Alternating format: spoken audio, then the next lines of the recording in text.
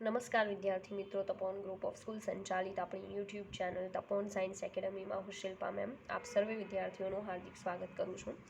11 science JEE NEET chemistry lecture 15 chapter first mole concept. ચાલો, તો mall કન્સેપ્ટવાળું જે lesson છે બરાબર છે, એ લેશનમાં આપણે પહોંચ્યા હતા રિલેશન. બરાબર છે. લાસ્ટ ટાઈમ મેં મોલથી મોલનો સંબંધ કીધો હતો, બીજો વજનથી રિલેશન કીધું હતું. વજનથી સંબંધ છે અને તમે દળ સંબંધ પણ કહી શકો. બરાબર છે. ચાલો, એ ડિપેન્ડ કરે છે કઈ રીતે ક્વેશ્ચન પૂછાય છે. ઓકે, ચાલો. ત્રીજા નંબરનું રિલેશન આપણે જોવાનું છે અને એ છે દળ કદ સંબંધ. દળ કદ સંબંધ. બરાબર. હવે આ દળ કદ સંબંધ જે છે એમાં કઈ રીતે આવશે? તો નોર્મલી આપણે પહેલાં તો એક કન્ડિશન જોવાની છે, એસટીપી. કદાચ આ તમે જોઈ ગયા છો. એસટીપીને કહેવાય સ્ટાન્ડર્ડ ટેમ્પરેચર સ્ટાન્ડર્ડ ટેમ્પરેચર, બરાબર, એન્ડ પ્રેશર. ઘણી જગ્યાએ કેમિસ્ટ્રીમાં તમને એસટીપી લખેલું જોવા મળશે. બરાબર છે. તો એનો મતલબ એવો થાય કે જ્યારે એસટીપી કે ત્યાં ટેમ્પરેચર જાતે કેટલું લઈ લેવાનું, 0 ડિગ્રી સેન્ટીગ્રેડ એટલે કેટલા કેલ્વિન, 273 કેલ્વિન. પ્રેશર કેટલું લઈ લેવાનું, 1 એટમોસ્ફિયર. જો કે બારમાં પણ એટલું જ થાય એટલે 1 બાર લઈ શકો, ડઝન્ટ મેટર. બરાબર છે. ઓકે, તો કહેવાનું એમ છે કે એસટીપી એ જ્યારે પણ દળ કદ રિલેશનથી કોઈ સવાલ પૂછાય તો કયા ટાઈપનો હોય આપણે જોઈએ. ઓકે, ચાલો. સવાલ એવો છે કે આપણી પાસે H2O2 છે, હાઇડ્રોજન પેરોક્સાઇડ. બરાબર છે. એનું આપણે સનલાઇટમાં એને રાખીએ. હાઇડ્રોજન પેરોક્સાઇડની બોટલ તમે હંમેશા જોશો તો એ તમને પ્લાસ્ટિકની બોટલ જોવા મળશે. સેકન્ડ થિંગ, ટ્રાન્સપરન્ટ નહીં હોય. બિકોઝ જો H2O2 છે એની લિક્વિડ ફોર્મમાં હોય છે, જો એની બોટલને ટ્રાન્સપરન્ટ હોય, સનલાઇટની પ્રેઝન્સમાં રાખો તો એ H2O2 નહીં રહે. બરાબર. બિકોઝ એ એમાં કન્વર્ટ થઈ જશે, એમાંથી બનશે H2O લિક્વિડ પ્લસ બની જાય 1O2 ગેસ. તો સીધી વાત છે કે H2O2 હાઇડ્રોજન પેરોક્સાઇડની જે બોટલ છે એને જો સનલાઇટમાં રાખવામાં આવે તો હકીકતમાં એમાંથી અડધું પાણી થઈ ગયું હોય અને ઓક્સિજન પ્રોડ્યુસ થઈ ગયો હોય, H2O2 ના હોય. બરાબર છે. એટલે જો એને પ્રોપર સાચવવી હોય તો you have just one option, અને એ છે કે એને ટ્રાન્સપરન્ટ ના હોય એવી પ્લાસ્ટિકની બોટલમાં રાખો. બિકોઝ કાચની બોટલ લેશો તો સનલાઇટ અંદર જશે. બરાબર છે. અને એવું પણ બની શકે કાચની બોટલ રાખો તો કલર ચેન્જ કરવો પડે. બરાબર. જો કે પોસિબલ નથી કાચની બોટલ, મોસ્ટલી તમને એ પ્લાસ્ટિકની બોટલમાં જોવા મળશે. ઇવન લેબમાં જાઓ ત્યારે પણ એ પ્લાસ્ટિકની બોટલમાં હશે. બરાબર. ચાલો, હવે H2O2 10 ગ્રામ છે. બરાબર. ત્યારે આપણને આ જે ઓક્સિજન છે ને, બરાબર, એ કેટલા લીટર મળે, આ આપણો સવાલ છે. કારણ કે આ વજન દળ છે, અહીંયા માંગ્યું છે શું, કદ. તો થઈ ગયું ને, દળ અને કદ વચ્ચેનું રિલેશન લેવાનું છે. ત્યાર તમારે શું કરવાનું એ તમને સમજાવી દઉં. ત્યાર તમારે હંમેશા પહેલાં તો આને સંતુલિત કરવાનું. તો સંતુલનમાં જુઓ, સંતુલિત જ છે એટલે સંતુલિત કરવાની જરૂર નથી. ત્યારે પહેલાં તો રિલેશનમાં મોલ લખવાના. મોલ ઉપરથી વજન લખો તો પણ ચાલે. બરાબર છે. તો અહીંયા આનું પહેલાં ઇક્વેશન ઉપરથી લેવાનું. ત્રિરાશિ મૂકો ત્યારે કેમ પહેલાં તમે જાતે કોઈ ચોક્કસ પદ મૂકી દો અને પછી આટલાય આટલું તો આટલાય કેટલું, એવું કરો ને મેથ્સમાં, એ જ વસ્તુ. ચાલો, આ જે છે એના કેટલા મોલ છે, 1. ત્યારે ઓક્સિજનના કેટલા, અડધા. ઓકે, તે H2O2 છે એના 1 મોલ એટલે એનું વજન કેટલું થાય, એના અણુભાર જેટલું થાય. અણુભાર કેટલો, 2H + 2 ઓક્સિજન. ઓકે, 2 × 1 + 2 × 16. ઓકે, તો 2 પ્લસ કેટલા, 32. ટોટલ કેટલા થાય, 34 ગ્રામ. તો સીધી વાત છે, અહીંયા 34 ગ્રામ H2O2 ઇક્વેશન ઉપરથી છે આપણી પાસે. ત્યારે તમને આના કેટલા લીટર મળે છે, 1/2 મોલ. હવે જો કદાચ મેં તમને સમજાવ્યું નથી પણ સરે તમને એક્સપ્લેન કર્યું હશે કે 1 મોલ એટલે કેટલા, 22.4 લીટર લેવાના. આ ફિક્સ છે, આ યાદ રાખવાનું છે. કેમેસ્ટ્રીમાં આ તમારે યાદ રાખવાનું છે. Okay, now 1 mall is equal two 22.4 litre. Okay, ક્યારેય નહીં ભૂલવાનું, કદ આવે તો 22.4નો યુઝ કરવો. ઓકે, હાફ મોલ મલ્ટીપ્લાય કેટલા કરવા પડશે, 22.4. 1 મોલ તો 22.4 લીટર. બરાબર છે. 11.2 લીટર આવે ને. તો સાંભળજો, કે 34 ગ્રામ 1 મોલ H2O2 34 ગ્રામ H2O2 હોય ત્યારે તમને આ કેટલા લીટર મળ્યા? 11.2 લીટર મળ્યા ને. તો આપણને તો કેટલા ગ્રામ? 10 ગ્રામ આપેલો છે ને. 10 ગ્રામ H2O2 હોય ત્યારે આના કેટલા લીટર મળે? તો આ જે ત્રિરાશિ બને છે ને એને શું કહેવાય? દળ કદ સંબંધ કહેવાય. રેડી? 10 ગુણ્યા 11.2 ભાગ્યા 34. ઓકે, તો આપણને જવાબ મળશે. ચાલો જોઈએ. 10 ગુણ્યા 11.2 ડિવાઇડેડ બાય કેટલા આવશે? 34. ઓકે, ચાલો આપણે જોઈએ કે આન્સર કેટલો આવે છે. 11.2 multiply 10 divided by 34 and answer is 3.2941. 3.2941 liter oxygen.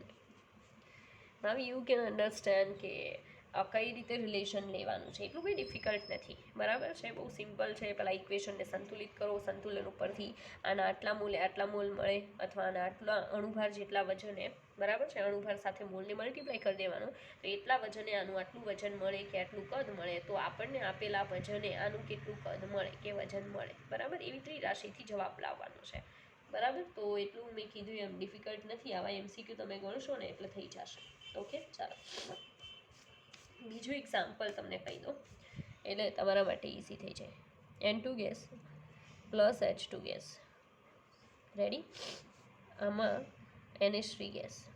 હવે ખબર જ છે, સંતુલન કરો તો અહીંયા બેન અહીંયા કેટલા આવશે? 3 આવશે, બરાબર. હવે શું થવાનું છે? જો પહેલાં જ કહી દો કે આ મેં કેવો લીધેલો છે? ચાલો વધારે, કારણ કે જ્યારે બે પ્રક્રિયક હોય ને ત્યારે કયો પ્રક્રિયક ગોતવો પડે? મર્યાદિત પ્રક્રિયક, તો જ કામ થાય. બાકી જાતે રહીને ફાફા માર્યા કરો તો કાંઈ ન થાય, બરાબર. તો આ વધારે છે તો આ કેવો લેવાનો? ઓછો. અને જે ઓછો હોય એને શું કહેવાય? મર્યાદિત પ્રક્રિયક. આખી ગણતરી એના ઉપરથી થાય. રેડી? તો સવાલ હું બનાવું છું કે આ વધારે છે અને આ મેં છે ને 10 ગ્રામ લીધો છે, ચાલો, બરાબર. H2 કેટલા ગ્રામ લીધું છે? 10 ગ્રામ. હું 10 ગ્રામ H2 લઉં તો એમોનિયા કેટલા લીટર મળે છે? આ આપણે ગોતવાનું છે. આ દળ અને કદ વચ્ચેનું રિલેશન આપણે ફાઇન્ડ કરવાનું. તો જ્યારે આવું પૂછે ને ત્યારે પહેલાં તમારે આ બેને રેડી કમ્પેર કરવાના. અહીંયાથી કમ્પેર કરવાના પહેલાં તો કે 3 મોલ H2 ત્યારે 2 મોલ એમોનિયા મળે છે. રેડી? આના 3 મોલ એટલે હકીકતમાં અહીં કેટલા ગ્રામ થાય? કારણ કે અહીંયા ગ્રામ છે તો આપણે આના ગ્રામ લેવા પડશે અને અહીંયા લીટર છે તો લીટર લેવું પડશે. ચાલો, 3 ગુણ્યા કેટલા કરવાના? 2. કેટલા ગ્રામ છે? 6 ગ્રામ છે. 1 H2 એટલે 2 ગ્રામ, તો 3 એ 6 ગ્રામ. ઓકે, 6 ગ્રામે તમને 2 ગુણ્યા 22.4 આટલા લીટર મળે, બરાબર. કારણ કે 1 મોલે 22.4 લીટર, તો 2 કેટલા? તો 2 ગુણ્યા 22.4 કેટલું થાય? 2 ચોક 8, 2 દુ 4, 44.8 લીટર મળે, બરાબર. મતલબમાં કે જ્યારે 6 ગ્રામ હાઇડ્રોજન વપરાય ને ત્યારે 44.8 લીટર એમોનિયા મળે છે. આપણને કેટલો વાપરવાનું કીધો છે? 10 ગ્રામ. તો 10 ગ્રામ હાઇડ્રોજન વપરાય તો કેટલા લીટર એમોનિયા મળે? તો 10 ગુણ્યા 44.8 ભાગ્યા કેટલા? 6, બરાબર. કેટલો આન્સર આવે છે આપણે જોઈએ. 10 ગુણ્યા 44.8 ડિવાઇડેડ બાય શું આવશે? 6 ઇઝ ઇક્વલ ટુ 74.66. કેટલું આવશે? 74.66 લીટર મળે ભાઈ. રેડી? ખબર પડી ગઈ? બસ આટલું સિમ્પલ છે, નથિંગ ડિફિકલ્ટ, બરાબર. એવું કંઈ ડિફિકલ્ટ છે નહીં. ચાલો હવે આગળ વધીએ. એક નવું રિલેશન, એને કહેવાય કદ કદ સંબંધ, બરાબર. ચાલો ચોથા નંબરનું કદ કદ સંબંધ. ચાલો હવે કદ કદ સંબંધ છે એમાં શું આવશે એ આપણે જોઈએ. ઓકે, તો કદ કદ સંબંધમાં એક્ઝામ્પલ લઉં એટલે તમને ખ્યાલ આવશે. ચાલો, C4H10. I think you all know about this. C4H10, what's the name of compound? તો એ બ્યુટેન છે. તમને ખબર હશે કે આપણો જે રાંધણ ગેસ છે, બરાબર છે, ગેસનો બાટલો, તો એમાં નોર્મલી બ્યુટેન હોય છે લિક્વિડ ફોર્મમાં, પણ બ્યુટેનની કોઈ પર્ટિક્યુલર સ્મેલ નથી. તો ઇનકેસ ક્યારેક લીક થતો હોય તો જે પણ પોસિબલ કોઝિસ છે, બરાબર, મતલબ પ્રોબ્લેમ્સ છે, એનાથી બચવા માટે અંદર મર્કેપ્ટન નાખેલો હોય કે જેની બહુ ખરાબ વાસ આવતી હોય તો એ મર્કેપ્ટનની સ્મેલ જે છે લીક થતું હોય તો એનાથી તમને ખબર પડે કે દેર ઇઝ સમથિંગ રોંગ દેર, બરાબર છે. એટલે તમે કંઈક મતલબમાં કે પહેલેથી સાવચેત થઈ જાઓ. તો C4H10 જે છે, બરાબર, એનું ઓક્સિજનની હાજરીમાં શું કરવાનું? દહન. જો ભાઈ આ પ્રોસેસ છે ને હંમેશા યાદ રાખજો. હા, હું તમને પહેલાં કહી દઉં કે હંમેશા તમે દહનની પ્રોસેસ કરાવો ને, બરાબર, આને હાઇડ્રોકાર્બન કહેવાય, તો ખબર છે ને, હાઇડ્રોકાર્બન તમે 10મામાં ભણી ગયા છો. Alkane, alkene, alkyne and aromatic compounds, okay, benzene containing. તો મતલબમાં હાઇડ્રોકાર્બન કોઈ પણ લઈ લો, કોઈ પણ ટાઈપનું લઈ લો, એનું હવાની હાજરીમાં દહન કરો એટલે બે જ વસ્તુ બને, H2O and second one is CO2, plus બને હીટ, ઉષ્મા ઉત્પન્ન થાય, બરાબર. તો બ્યુટેન છે એનું દહન કરીએ છીએ અને એનું જે પ્રોડ્યુસ થાય છે પ્લસ બને છે શું? CO2 and H2O. ઓકે, આનું સંતુલન શીખવાડું. ચાલો, સંતુલનમાં કાર્બન કેટલા છે? 4. ઓકે, તો કાર્બન 4 છે તો મારે અહીંયા 4 મૂકવા પડે, કારણ કે બીજી કોઈ જગ્યાએ કાર્બન છે નહીં. આગળ જોઈએ, હાઇડ્રોજન 10 છે તો મારે અહીંયા કેટલા મૂકવા પડે? 5. ઓકે, કારણ કે તો જ 5 દુ 10 થશે, બરાબર. બાકી કોઈ જગ્યાએ હાઇડ્રોજન છે નહીં. હવે ઓક્સિજન જોઈએ, ઓક્સિજન 5, બરાબર. અહીંયા કેટલા છે? 4 દુ 8, ટોટલ 8 ને 5 કેટલા થાય? 8, 9, 10, 11, 12, 13 થશે. અહીંયા શું કરવું પડશે? 13/2. તો ઘણાને થશે કે અપૂર્ણાંકમાં થોડું સંતુલન થાય, બટ ઇટ્સ પોસિબલ. એન્ડ ઘણા બધા ઇક્વેશનની અંદર સંતુલન આ બે થશે. ખાસ કરીને કહી દઉં કે આજે તમે દહનની પ્રક્રિયા જોવો છો એમાં તો સંતુલન મોસ્ટલી ઘણી બધી વાર આ જ રીતે થશે, બરાબર છે. ચાલો, હવે આ સંતુલિત છે, આમાં શું ગણવાનું છે આપણે એ જોઈએ. આપણને સવાલ એમ કીધેલો છે કે 0.040 લીટર, કેટલા? 0.040 લીટર આ જે બ્યુટેન છે ને, બરાબર, એનું દહન કરતાં કેટલા લીટર CO2 મળે? ઓકે, આના લીટર જ લેવાના છે બ્યુટેનના. એમાંથી આપણને કેટલા લીટર CO2 મળે? How much litre CO2 will be produced, બરાબર છે. એ આપણો સવાલ છે. તો આનું પણ કદ છે, આનું કદ આપણને જોઈએ છે. Then it's relation between volume and volume, મતલબ વોલ્યુમ રિલેશનથી આપણને મળશે. તો ફર્સ્ટ ઓફ ઓલ તો આપણે ઇક્વેશન ઉપર જવું પડે, પછી આ બધી વસ્તુ કામમાં આવે. ઇક્વેશનમાં આના કેટલા મોલ છે? 1 મોલ છે. CO2ના કેટલા મોલ છે? 4. ઓકે, તેને આપણે કહીશું કે 1 મોલ C4H10 યુઝ થાય ત્યારે આપણને 4 મોલ શું મળે છે? CO2. રેડી? દેન આનું અણુભાર જેટલું વજન થશે ને, 1 મોલ એટલે અણુભાર જેટલું વજન. C4H10 છે એનો અણુભાર 12 ચોક 48 અને બીજા 10 કેટલા થાય? 58 થાય, 58 ગ્રામ. હા, આપણે વજન ક્યાં? આપણે તો લીટર લેવાનું છે, બરાબર. 1 મોલ એટલે કેટલા લેશું? 22.4 લીટર. ઓકે, સીધું થઈ ગયું. 22.4 લીટર હોય ને ત્યારે 4 ગુણ્યા 22.4 લીટર મળે છે, કારણ કે 4 મોલ છે ને. 1 મોલ હોય તો 22.4, 4 કેટલા? 4 ગણા થાય ને. તો 22.4 લીટર હોય ત્યારે 4 ગુણ્યા 22.4 લીટર મળે છે. આપણે કેટલા ખાલી લીટર છે? 0.040 લીટરે કેટલા લીટર મળે? બરાબર. તો આપણે ગણતરી કરીએ, અહીંયા બાજુમાં જ કરી દઉં છું કે 0.040 ગુણ્યા 4 ગુણ્યા 22.4 ડિવાઇડેડ બાય કેટલા? 22.4. આ કેન્સલ આઉટ, બરાબર. તો 4 હારે મલ્ટીપ્લાય કરવાનું છે. તો 0.040 multiply 4, then answer is 0.16 litre. કેટલા મળશે? 0.16 લીટર શું ઉત્પન્ન થાય? CO2, બરાબર. તો આઈ થિંક તમને ખબર પડી ગઈ હશે કે કદ સંબંધ કોને કહેવાય. ઓકે, ચાલો આગળ વધીએ. 22.4. હા, તો આમાં તમને ખ્યાલ આવી ગયો હશે. આમાં તમે લીટર ફેરવી નાખશો ને આવડા તો તમારો જવાબ ફરી જશે, બરાબર. એ તો તમારા પર ડિપેન્ડ કરે, તમે જાતે પણ આ રીતે રકમ ક્રિએટ કરી શકો છો, બરાબર. આગળ જોઈએ બીજું ઇમ્પોર્ટન્ટ. ચાલો, આનું હજી પણ એક એક્ઝામ્પલ છે આપણી પાસે, બરાબર. કઈ રીતે છે? ઇટ્સ વિથ ડિફિકલ્ટ, બરાબર, તમારા માટે સમજવું.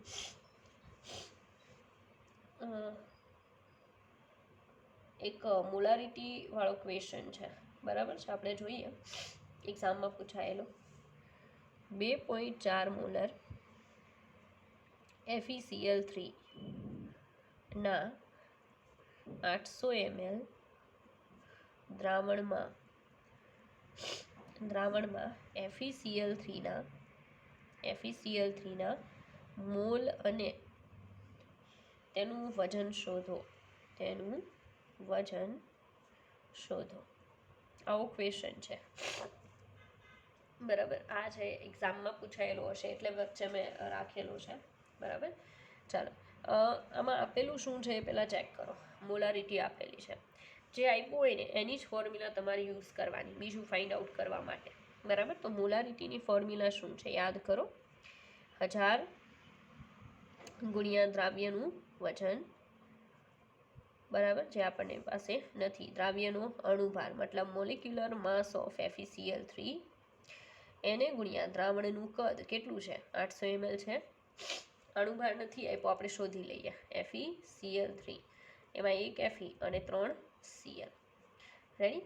Feનો 56 આવે અને Clનો 35.5 આવે, બરાબર. તો 35.5 ગુણ્યા 3, 35.5 ગુણ્યા 3 106.5 પ્લસ 56 વત્તા 106.5, બરાબર. પ્લસ 56 162.5.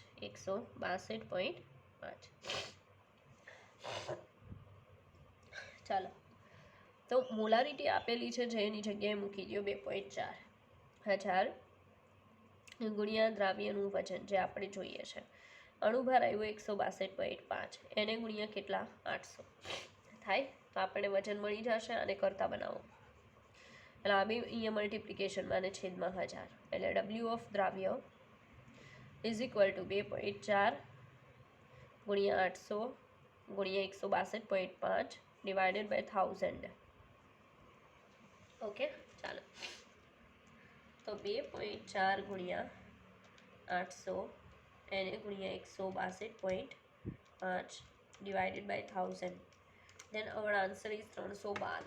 કેટલું વજન આવ્યું 312 ગ્રામ વજન આવ્યું દ્રાવ્યનું. તો વજન મળી ગયું, હજી મોલ બાકી છે. ઓકે, વજન ફાઇન્ડ આઉટ કર્યું, મોલ બાકી છે. મોલ માટે શું કરવાનું, મોલનું સૂત્ર શું છે, મોલ બરાબર વજનના છેદમાં અણુભાર,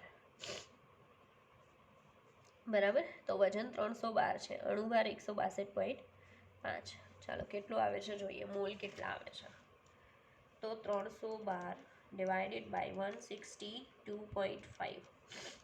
then answer is 1.92 મોલ,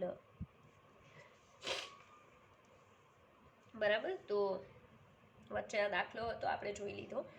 હવે જે પણ રિલેશનને હું જોવાનું હતું એ ફિનિશ. હવે હું તમને એક બે સૂત્ર અને જેના બેઝ પર JEEની 2020ની હમણાંની એક્ઝામમાં ક્વેશ્ચન પૂછાણા એ કરાવું છું. એક બહુ ઇમ્પોર્ટન્ટ ઇક્વેશન છે કે ઘનતા ઇઝ ઇક્વલ ટુ મોલારિટી ગુણ્યા molecular mass 10 multiply percentage weight પર વેઇટ. આ ભૂલવું નહીં, કારણ કે હમણાંની એક્ઝામમાં 2020ની JEEની એક્ઝામમાં આ સૂત્ર બેઝ દાખલો પૂછાઈ ગયા, બરાબર છે. તો એ જે સમ છે ને એ હું તમને કરાવું છું. ઓકે, ચાલો.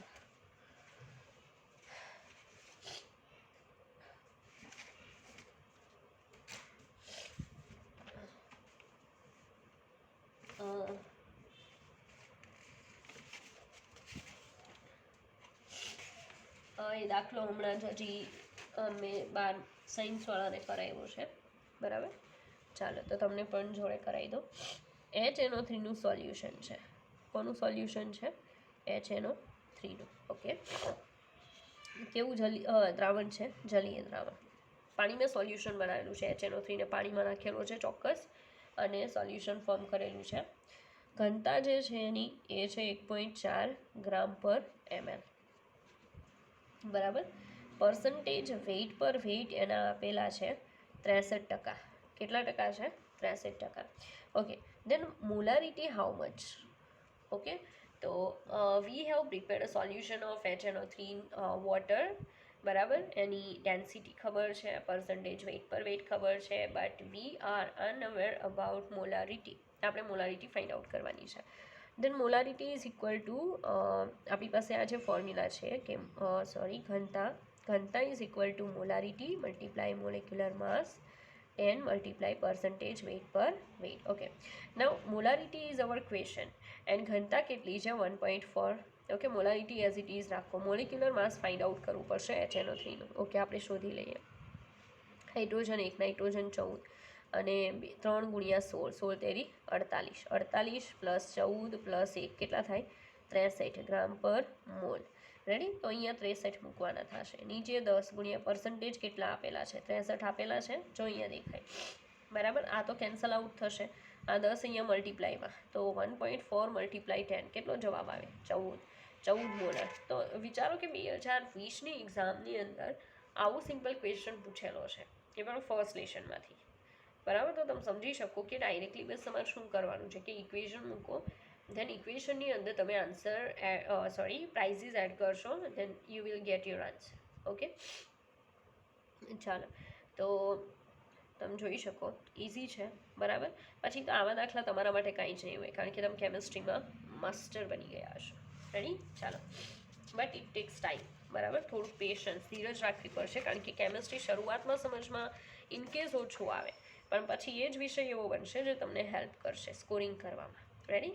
પણ થોડીક ધીરજ રાખવાની, તવડાની. ચાલો, સેકન્ડ ક્વેશ્ચન હમણાં 2020ની એક્ઝામમાં જ પૂછાઈ ગયો. બરાબર છે, એ તમને કરાવું છું. એ પણ બહુ ઇમ્પોર્ટન્ટ છે અને બહુ ઇઝી છે. એનું ઇક્વેશન પણ મેં તમને શીખવાડી દીધું છે. રેડી? તો એ સમ આપણે જોઈએ. ચાલો, દાખલો એવી રીતે છે કે એક દ્રાવણ છે. બરાબર, દ્રાવણ હંમેશા બે ભાગમાંથી બને. એક હોય દ્રાવ્ય જેની ક્વોન્ટિટી ઓછી હોય, બરાબર, in less quantity, and second one is solvent and it is always in a higher quantity. તો દ્રાવ્ય જે છે એના મોલ અંશ આપ્યા છે. યુ નો વોટ મોલ અંશ મેં તમને શીખવાડ્યા છે. x(n) 0.8 છે, દ્રાવ્યના મોલ અંશ છે 0.8, અને દ્રાવક જે છે ને એના મોલ અંશ છે 0.2. રેડી? ઇન કેસ એકના આપે ને એકના નો આપે તો એ આપણને તો ખબર જ છે કે 1 માઇનસ કરો એકનું એટલે બીજાનો આન્સર આવી જાય, because we know very well that શું કહેવાય કે સરવાળો જે છે બંનેના મૂળ અંશનો એ હંમેશા કેટલો થાય 1 થાય. રેડી? ચાલો, પછી એણે સવાલ એમ પૂછ્યો તો આ દ્રાવણની મોલાલિટી કેટલી. હવે ઘણા લોકો જે મેં સમજાવેલું છે સૂત્ર નહીં ખબર હોય તો એ ફરવા જશે. બરાબર છે, અને પછી આન્સર લાવશે. તો બહુ સિમ્પલ છે, સૂત્ર છે આપણી પાસે. મોલાલિટી બરાબર 1000 ગુણ્યા દ્રાવ્યના મોલ અંશ છેદમાં દ્રાવકનો અણુભાર એને ગુણ્યા દ્રાવકના મોલ અંશ. બરાબર, સીધો આન્સર આવશે. ચાલો, 1000 ગુણ્યા દ્રાવ્યના મોલ અંશ કેટલા 0.8. દ્રાવક તરીકે કોણ છે તો પાણી છે ને, જલીય સોલ્યુશન બનાવેલું છે. બરાબર છે, એ કહી દેશે જલીય દ્રાવણ એટલે સમજી લેવાનું કે સોલ્યુશન પાણીમાં બનાવ્યું છે અને પાણી છે એ દ્રાવક છે. પાણીનો અણુભાર કેટલો 18. ઓકે, દ્રાવકના મોલ અંશ 0.2. ચાલો, કેટલો આન્સર આવે છે આપણે જોઈએ. 1000 ગુણ્યા 0.8. Okay, than 1 minute. 1000 ગુણ્યા 0.8 એને ભાગ્યા 0.2 એને ભાગ્યા 18. આન્સર આવશે, મારી ભૂલ થાય છે, 1000 એને ગુણ્યા 0.8 એને ભાગ્યા 18 એને ભાગ્યા 0.2. બરાબર, તો કેમ પ્રોબ્લેમ થાય છે, પાણી છે. 1 મિનિટ. મારો ફોલ્ટ છે. અહીંયા આ જે આંકડા છે ને એમાં ચેન્જ કરવા પડશે. રકમમાં દ્રાવ્યના મોલ અંશ 0.2 છે અને દ્રાવકના મોલ અંશ 0.8 છે. દેન આપણે ફેરવવું પડશે. ઉપર 2 આવશે, નીચે કેટલા આવશે 8. બરાબર, એટલે પ્રોબ્લેમ થાય છે. પણ રકમમાં આપેલું જ છે, મેં લખવામાં મિસ્ટેક કરેલી છે. બરાબર, 0.2 divided by 18 and divided by 0.8. આપણો આન્સર આવશે 13.88.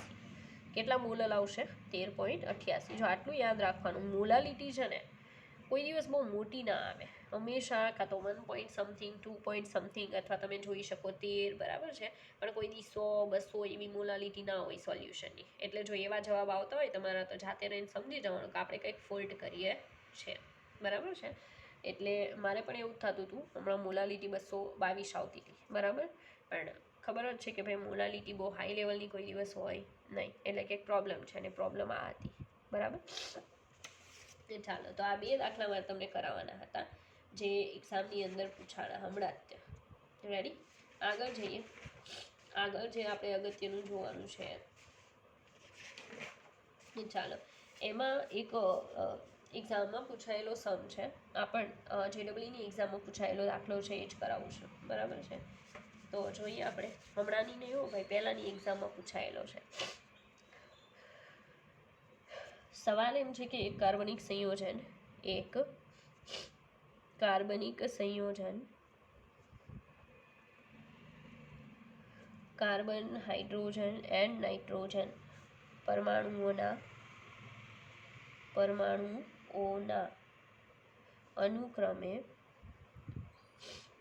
અનુક્રમે વજનથી, જો અલગ છે થોડું, ઓકે, વજનથી 9:1:3:5 ટકાનો ગુણોત્તર ધરાવે છે. જો અણુભાર 108 ગ્રામ પર મોલ હોય તો આણ્વીય સૂત્ર જણાવો, બરાબર છે. આણ્વીય સૂત્ર જણાવો. રેડી? તો જોઈએ આપણે કઈ રીતે થશે, કારણ કે થોડુંક અલગ આપેલું છે. અત્યાર સુધી તમે આ ટાઈપના સમમાં હંમેશા એવું જોયું હતું કે તમને એ લોકો પર્સન્ટેજ આપી દે, દેન તમે શું કરતા કે પર્સન્ટેજ છે એને ડિવાઈડ કરતા એનાથી, એના પરમાણુ ભારથી. ઓકે, એનું ડિવિઝન થઈ જાય પછી તમે શોધતા કે નાનામાં નાનું કયો છે, આ ગુણોત્તર નાનામાં નાનો કયો છે, તમે ફાઇન્ડ આઉટ કરતા. એ નાનામાં નાના ગુણોત્તરથી તમે બધાને ડિવાઈડ કરતા. Then you have small numbers, બરાબર, ફોર ઓલ્સ, અને એ તમે પ્રમાણ સૂચક સૂત્ર કહેતા હતા. અહીંયા તમને બધાના વજનથી ગુણોત્તર આપેલા છે, અને એ ટકાવારી વાઇઝ છે. ચાલો, તો શું કરવાનું હંમેશા યાદ રાખજો. અહીંયા કાર્બન છે, હાઇડ્રોજન છે, નાઇટ્રોજન છે, બરાબર.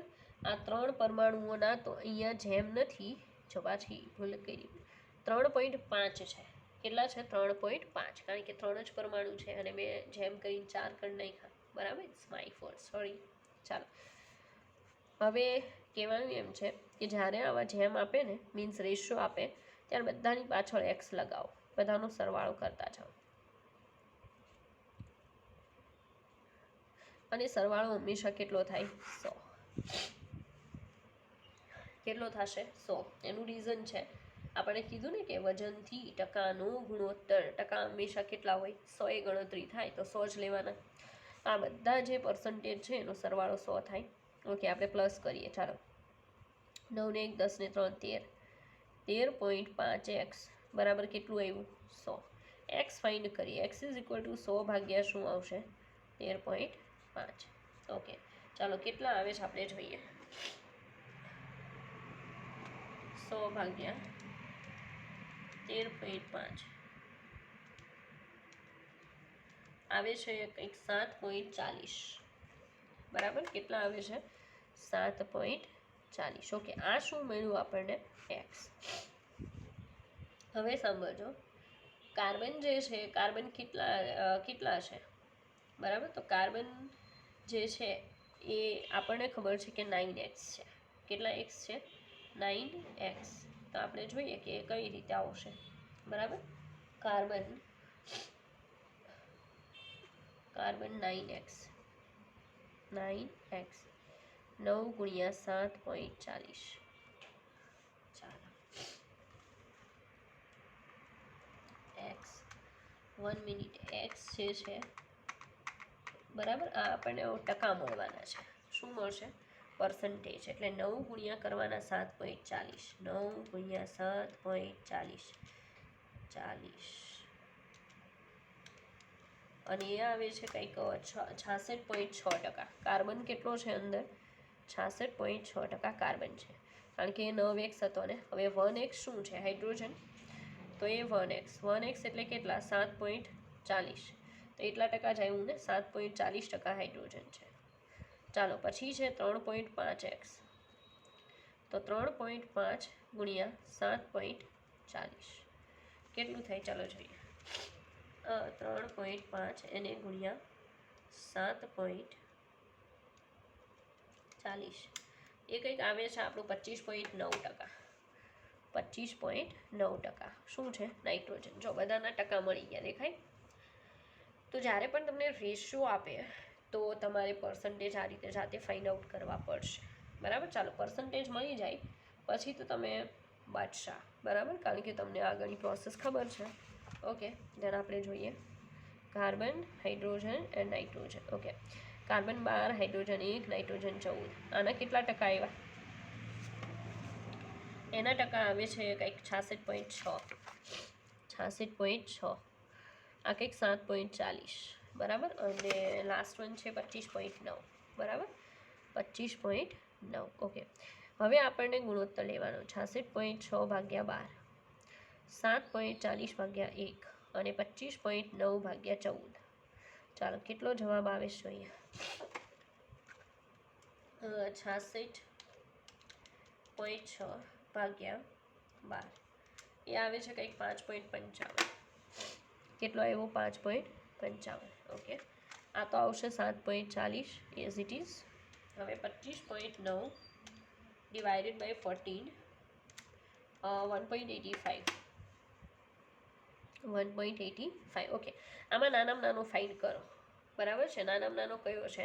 તો 1.85. એના વડે બધાને ડિવાઈડ કરો તો 5.55 ભાગ્યા 1.85. then 7.40 divided by 1.85, then 1.85 divided by 1.85, then here 1, બરાબર. હવે આપણે જોઈએ કે 5.55 ભાગ્યા 1.85 કેટલા આવે છે? 3, બરાબર. તો પહેલા નંબરનું 3 આવ્યું. 7.40 ભાગ્યા 7.40 એને ભાગ્યા 1.85 એ આવે છે 4. રેડી? કેટલા આવ્યા? 4. તો શું બની ગયું સૂત્ર? C3H4n. આવું બન્યું. પણ બની શકે કે તમને ઓપ્શનમાં જવાબ નહીં આપેલો હોય. then what will you do? then you have a very good option, બરાબર છે. અને હા, આ તો પ્રમાણસૂચક સૂત્ર છે. પ્રમાણસૂચક સૂત્ર. ત્યાં પણ ઘણીવાર એવું બની શકે કે એ લોકો નહીં આપે આ રીતે. ત્યારે તમારે શું કરવાનું કે કોઈ 1થી પહેલાં 2થી મલ્ટીપ્લાય કરવાનું. 2થી મલ્ટીપ્લાય કરો બધાને. 2 તેરી 6, 2 ચોક 8 અને 2.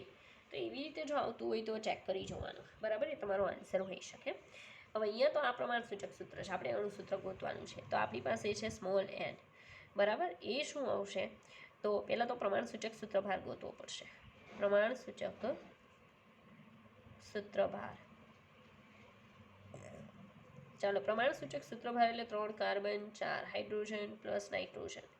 12 તેરી 36, 4 નાઇટ્રોજન 14. ચાલો ટોટલ કેટલું આવે છે? તો 36 plus 14 plus 4. Okay, then it's 54, બરાબર. 54 ગ્રામ પ્રતિ સૂત્રદળ. રેડી? ઓકે,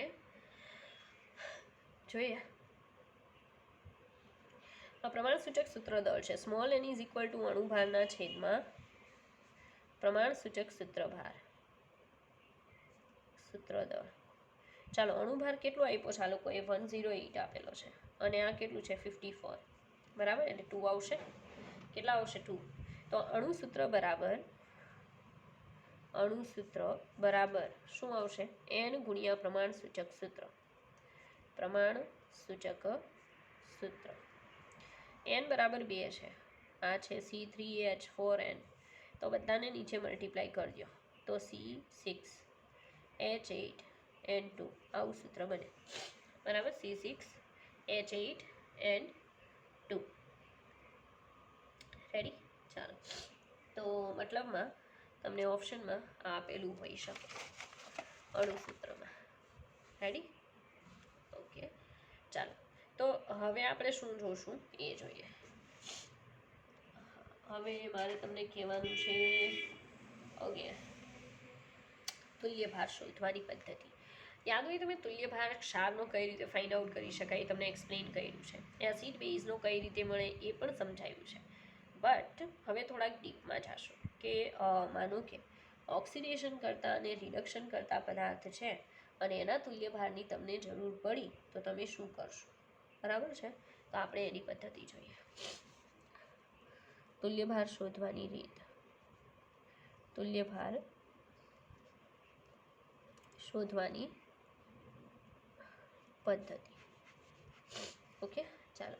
એમાં ફર્સ્ટ ઓફ ઓલ આપણે કોનું જોવાનું છે? ઓક્સિડેશન કરતા અને રિડક્શન કરતા.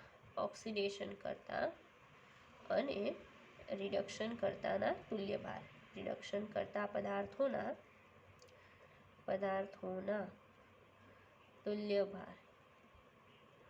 એમાં ખાસ કરીને તમારે તો કયા આવશે એના ઉપર આપણે ફોકસ કરીએ તો એક KMnO4 આવશે, K2Cr2O7 આવશે, FeSO4, NH4 twice, SO4 into 6H2O, બરાબર. તો તમે માર સાયન્સમાં લેબમાં જે યુઝ કરો છો ને એ જ બધા રિએજન્ટને લઈને ક્વેશ્ચન પૂછાઈ શકે. KMnO4 આ પ્રબળ શું છે? ઓક્સિડાઇઝિંગ એજન્ટ, પ્રબળ ઓક્સિડેશન કરતા. હાલો સમજાવું છું હમણાં કે ઓક્સિડેશન કરતા કોને કહેવાય, કારણ કે ઘણા લોકોને આઈ થિંક એનો આઈડિયા નહીં હોય. બીજું K2Cr2O7, પોટેશિયમ ડાઇક્રોમેટ, આ પણ શું છે? ઓક્સિડેશન કરતા, પણ એટલો સ્ટ્રોંગ નથી હો જેટલો KMnO4 છે. ચાલો,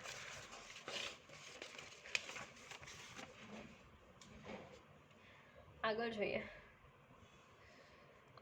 રિડ્યુસિંગ એજન્ટમાં આવશે FeSO4, આ રિડક્શન કરતા છે, બરાબર, રિડક્શન કરતા. પછી FeSO4 2 ટાઈમ્સ ઇન્ટુ બીજું આવશે NH4, સોરી અહીંયા ખાલી FeSO4, NH4 twice SO4 into 6H2, આ પણ શું છે? રિડક્શન કરતા. ઓકે, ચાલો. તો કહેવાનું એમ છે કે આ બે રિડ્યુસિંગ એજન્ટ છે અને પહેલા બે જે હતા ઓક્સિડાઇઝિંગ એજન્ટ છે. ઇનકેસ બની શકે એક્ઝામની અંદર તમારે એના તુલ્યભારની જરૂર પડે તો એનો તુલ્યભાર છે, આપણે કેમ તુલ્યભાર શીખાતા યાદ છે કે એસિડનો તુલ્યભાર એટલે તેનો અણુભાર ભાગ્યા એની બેઝિકતા. પછી આપણે કેમ બેઝનો તુલ્યભાર શીખાતા કે બેઝનો તુલ્યભાર ઇઝ ઇક્વલ ટુ બેઝનો અણુભાર ડિવાઇડેડ બાય એની એસિડિકતા. ઓકે, દેન આપણે ત્યારે એમ શીખાતા કે what is the meaning of એસિડિકતા એન્ડ બેઝિકતા. ઓકે, તો અહીંયા ભાઈ આ તો રિડક્શન કરતા ને ઓક્સિડેશન કરતા છે. તો એના તુલ્યભાર શોધવા માટે તમે બેઠું સૂત્ર અહીંયા એપ્લાય ના કરી શકો, બરાબર છે, ઇનવેલિડ છે.